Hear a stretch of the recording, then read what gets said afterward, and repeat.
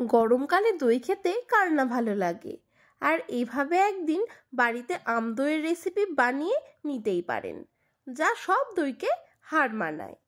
আর ভিডিওটি স্কিপ না করে পুরোটা দেখার অনুরোধ রইল। তাহলে চলুন দেখে নেওয়া যাক আজকের আমার আম দইয়ের রেসিপি। প্রথমেই আমি একটা গোটা আম নিয়ে নিয়েছি, আর নিয়ে নিয়েছি একটা কাপে অল্প গরুর দুধ। এই গরুর দুধের সাথে আমি 2 টেবিল স্পুন গুঁড়ো দুধ খুব ভালো মতন কিন্তু মিক্সড করে নেব। আর এই পাশেই মিক্স করা হয়ে যাওয়ার পর আমি নিয়ে নেব টক দই।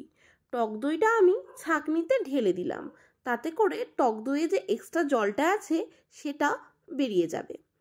আর এরপর কিন্তু আমি আমটা খুব ভালো মতন পিস পিস করে একটা বাটিতে তুলে নেব। আর তোমরা যারা যারা এখনও আমার চ্যানেলটিকে সাবস্ক্রাইব করোনি তারা চটপট গিয়ে আমার চ্যানেলটিকে সাবস্ক্রাইব করে দাও। আর পাশে থাকা বেল আইকনে কিন্তু অবশ্যই ক্লিক করতে ভুলবে না। আর যারা ফেসবুক থেকে আমার ভিডিওটি দেখছো তারা কিন্তু অবশ্যই ফলো করে পাশে থাকবে।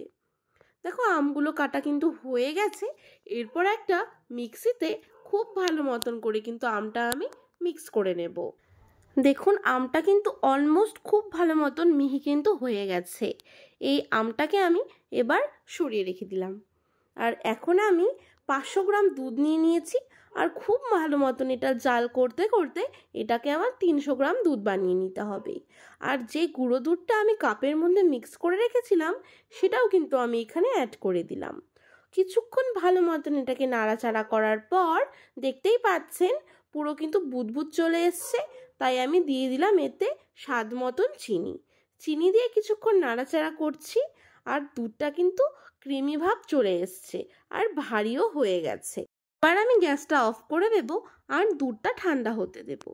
আর এ পাশেই আমি একটা ফ্রাইং প্যানে আমটা একটু জাল করে নেব, যাতে করে আমের থেকে এক্সট্রা যে জলটা আছে সেটা শুকিয়ে যায় আর দইটা একদম পারফেক্ট হয়। আমটা কিন্তু আমার পুরো রেডি। এরপর আমি টক দইটা নিয়ে নেব। টক দইয়ের থেকে কিন্তু জলটা পুরোপুরি কিন্তু ঝরে গেছে। এরপর আমের সাথে টক দইটা খুব ভালো মতন কিন্তু আমাকে মিক্স করে নিতে হবে। খুব ভালো মতন করে এটা আমি মিক্সড করে নিচ্ছি। পুরো মিক্সড করার পর কালারটা কিন্তু পুরো ক্রিমি কালার চলে এসছে, আর দেখতেও পুরো দারুণ লাগছে। এরপর আমি মিক্স করে দেব দুধ, যেটা আমি আগে প্রিপেয়ার করে রেখেছিলাম। দুধের সাথে আমটা খুব ভালো মতন করে কিছুক্ষণ ভালো মতন কিন্তু মিক্সড করে নিতে হবে, যাতে কোনো দানা দানা ভাব না থাকে।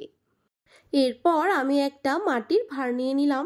এটাতে খুব সেফলি কিন্তু আমি ঢেলে দিলাম খুব ভালো মতন। আর এটা এবার একটা ফয়েল পেপার দিয়ে মুখটা খুব ভালো মতন করে কিন্তু ঢেকে দেব, বাইরে থেকে যেন কোনো প্রকারে হাওয়া ঢুকতে না পারে। এরপর আমি ভাতটাকে একটা গরম কোনো জায়গায় রেখে দেব সারা রাতের জন্য। পরদিন সকালে ফিরে এলাম। এখন আমি ফয়েলটা খুলে দেব। ফয়েলটা খোলার পর দেখুন জাস্ট ওয়াও, এত সুন্দর এসছে কালারটা, পুরো একদম ক্রিমি কালার, আর আমের গন্ধে কিন্তু পুরো মমো করছে। আর আপনাদেরকে আমি একটা চামচ দিয়ে কেটে দেখাচ্ছি দইটা কতটা পারফেক্ট হয়েছে, আর ভেতরে কিন্তু একদমই জল জল ভাবটা নেই। আর এই দইটা দেখতেও যতটা দারুণ হয়েছে, খেতে কিন্তু তার থেকে আরও দ্বিগুণ দারুণ হয়েছে। তাহলে আজকের আমার এই আম দইয়ের রেসিপি আপনাদের কেমন লাগলো অবশ্যই কিন্তু কমেন্টে জানাবেন। আর ভালো লাগলে লাইক, কমেন্ট, সাবস্ক্রাইব করে কিন্তু পাশে থাকবেন। আজকের জন্য টাটা, ফিরে আসবো একটা নতুন রেসিপি নিয়ে।